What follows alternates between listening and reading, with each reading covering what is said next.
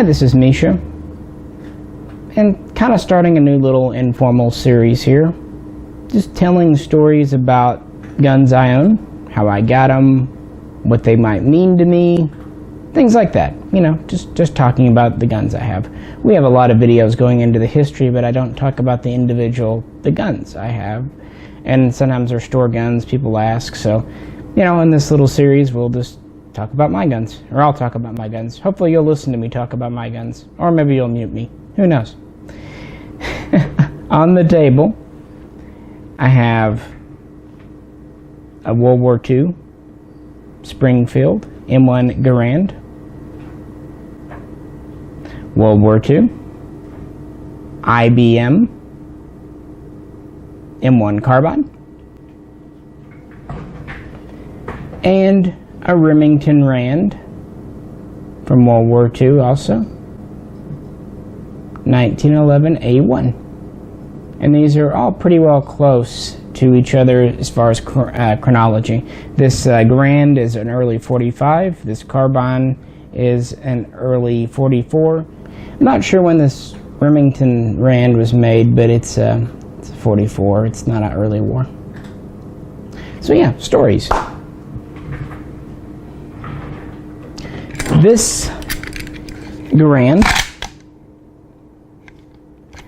is barrel dated February of 1945, and the receiver serial matches this production date. So this seems to be the original barrel and receiver. Now obviously this was a refurb after the war because it doesn't have the lock bar rear sights that it would have. However, the op rod, the bolt, and all the components in the trigger pack are Springfield and all look to be period correct. The stock is the right type of short inlet stock as well. We do have a late Korean War era DoD stamp on the side of the stock here, and we have the P-proof, which is much clearer on the pistol grip. So again, it was refurbished, probably used in Korea. This gun was actually my father's.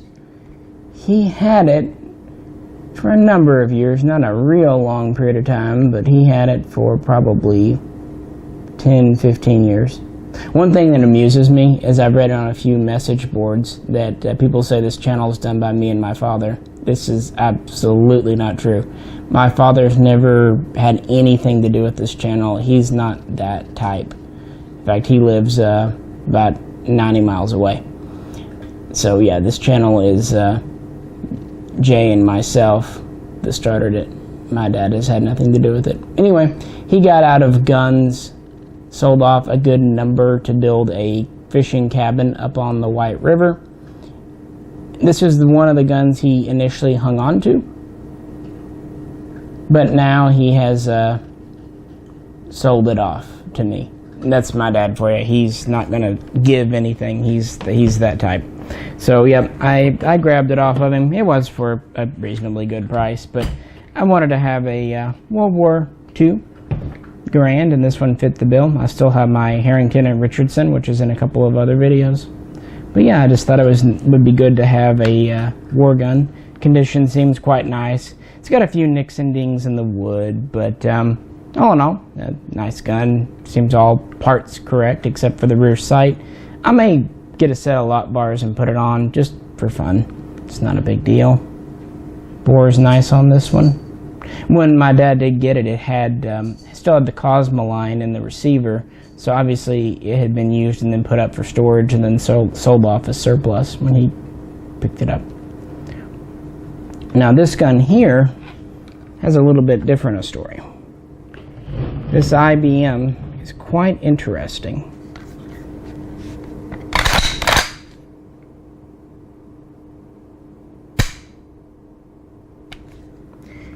It's, in all appearances, in its original World War II configuration.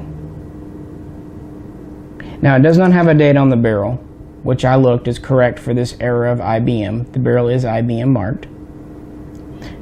According to the serial number, we have a gun made in either late 43 or early 44. All the parts have the correct B or PR or whatever marking. We have a high wood stock. We have an early style 2-rivet handguard.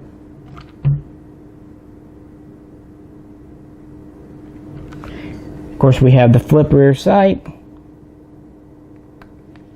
We have a push button safety. We have the early style brazed on trigger guard. We have the early stamped sling swivel. No barrel band with leg extension here. So we've got the original barrel band style. We have the original flat bolt.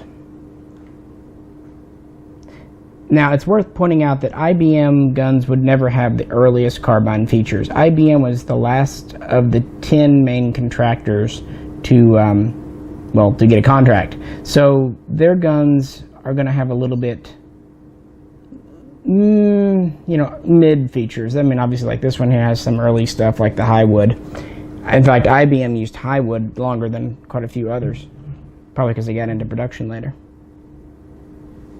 But it's interesting. There are a number of IBMs out there, but it wasn't a large manufacturer. I don't have the numbers in front of me. This video is not about numbers. It's just about stories. But it was about 350, 360,000 guys? Substantial, but not a huge number. And this does have the C-type sling and all that on it.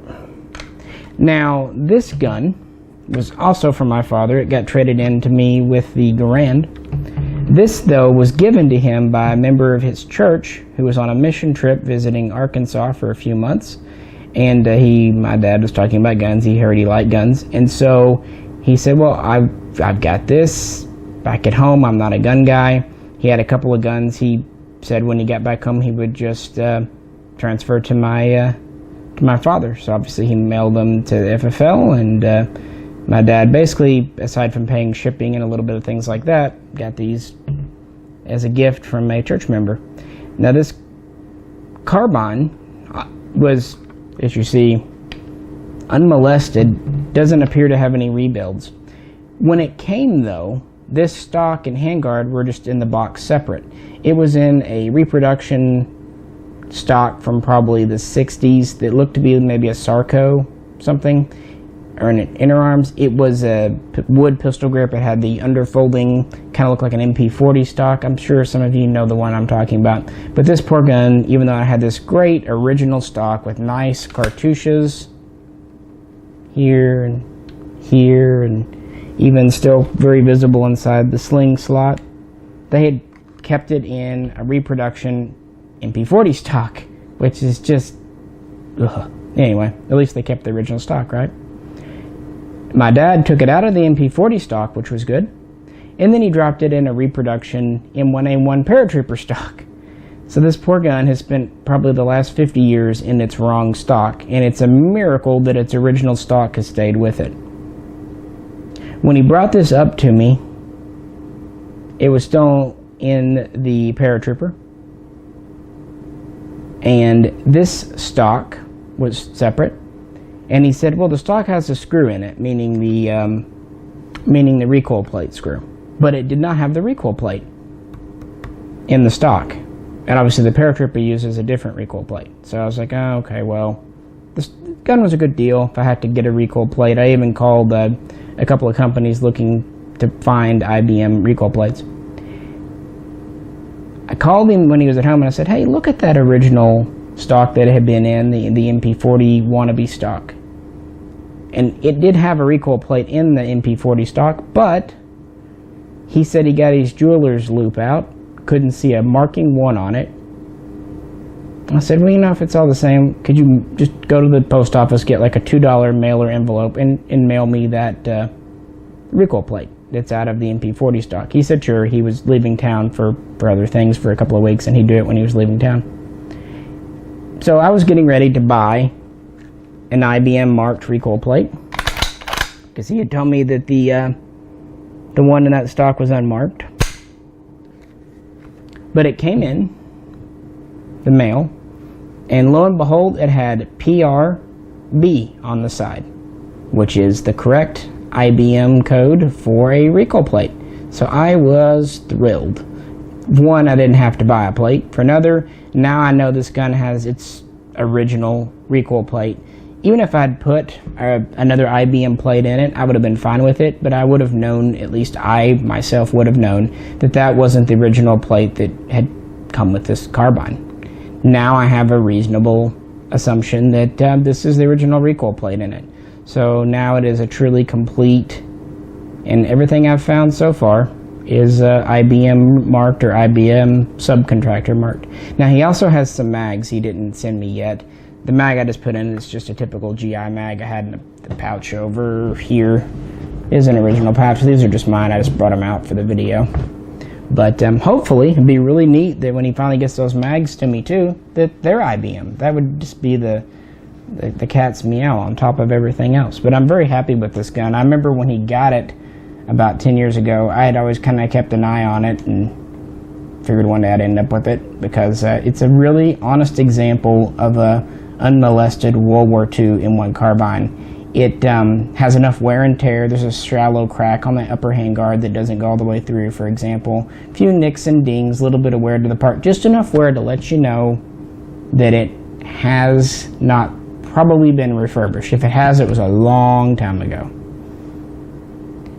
Well, the final story here. This 1911 A1. More of a straightforward story, and this is the one of the three I've actually had for quite a while myself.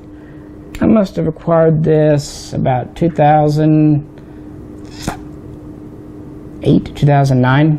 It's a while ago, nearly a decade ago.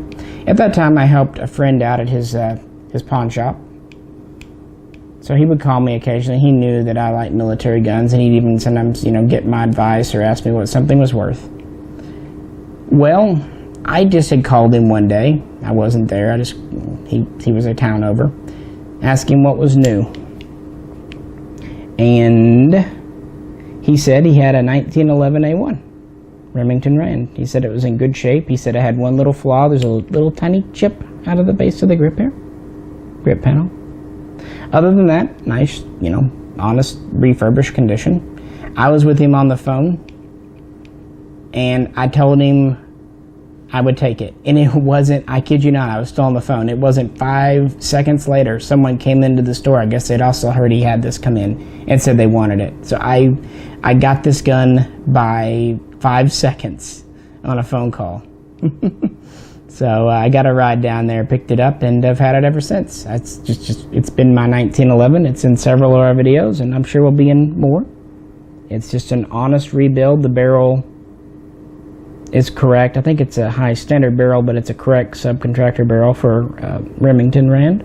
Sliding frame of Remington Rand. It came with a GI mag.